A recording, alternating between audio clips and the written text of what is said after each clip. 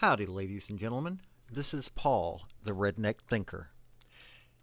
Thomas Jefferson said, "If you want something you've never had, you must be willing to do something you've never done." Benjamin Franklin said, "Without continual growth and progress, such words as improvement, achievement, and success have no meaning." Basically, get off your duff, get to working, you've got dreams, you've got goals, you've got to do what it takes to get them. Like, subscribe, comment, show what your opinion is. Let me know if you like what you've seen. And I thank you for your support. Howdy, folks. This is Paul, the Redneck Thinker. Get a chance, down below is a link tree. It's got my social media and my Patreon if y'all want to check them out and whatnot. So, in Oklahoma, there has been a gentleman by the name of Glynn Simmons that has been released because even though it was proven in his trial that he had not committed a murder, he was put away for murder. He wasn't even in the state, and they said that in the trial. And it goes to show you that yet again, we've got a supposed criminal justice system that is not about justice. It's more about, hey, we got somebody put in jail. Not that we got the right person put in jail, not that we got a murderer put in jail, but we put somebody in jail. And I'm going to point these out when I see them on occasion, because it comes to the point that, as somebody who believes in small government, somebody who believes in actual justice, that this system needs to be fixed. It needs to continuously be pointed out when the system's broken, and so that's what I'm going to do. We're going to discuss Mr. Simmons. So let's first talk about what happened. So way back in December 30th of 1974, two armed men robbed a liquor store in Edmond, Oklahoma, and 30-year-old Carolyn Sue Rogers, a store clerk, picked up the telephone when the robber shot her in the head.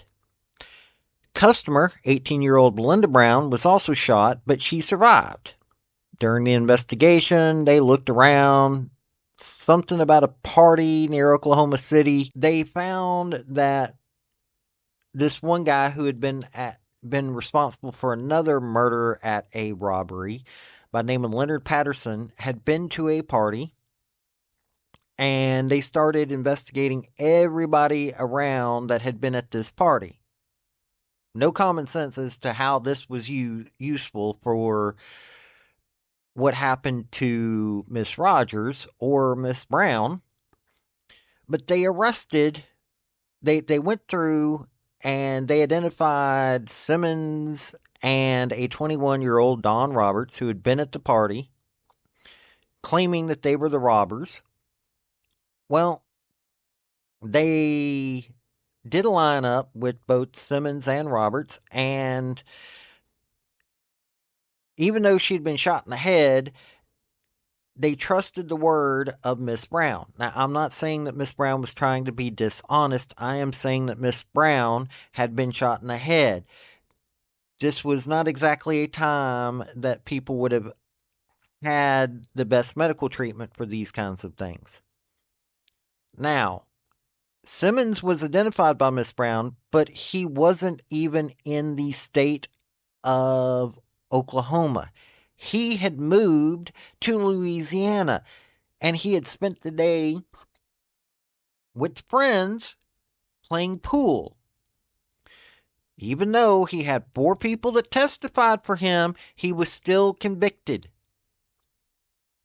I mean, what kind of weirdness is this that you would convict a man that it's proven that he's been out of state? He was out of state when all this happened.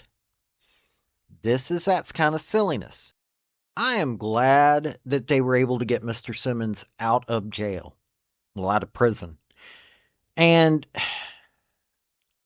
this just shows what kind of system that we have set up in this country. We have a system that is allowing people to go to jail just to make sure that these DAs can get reelected or for them to be able to move up. This doesn't mean that the right person is getting convicted of the crime. No, they're making sure that somebody gets convicted of a crime. Now we have better technology and this is working a little bit better. But this kind of silliness needs to end because anybody can be grabbed up in this stuff.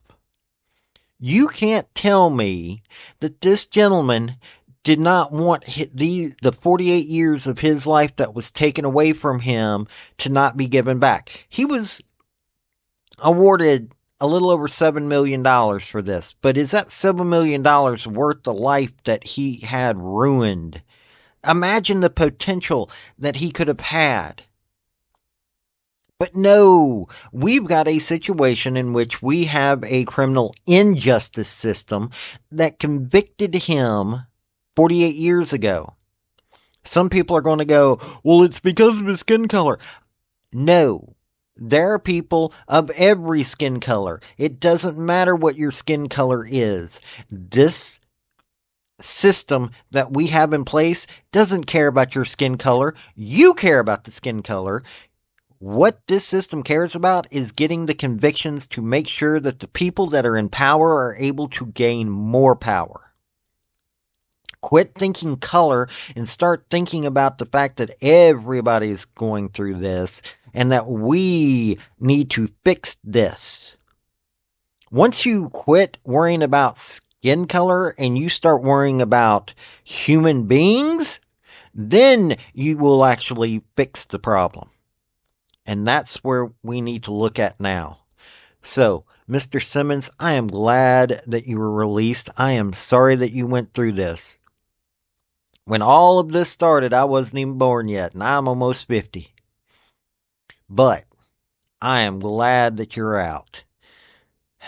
So, to all of you, y'all have a good day and think about this because, well, this is some craziness that everybody needs to think about every day. This has been Paul, the Redneck Thinker. Bye now. Folks, I just want to say thank you for listening. I want to thank you for taking your time. I want to hear what your comments are about what you think on this topic because your comments are what's important, not necessarily mine.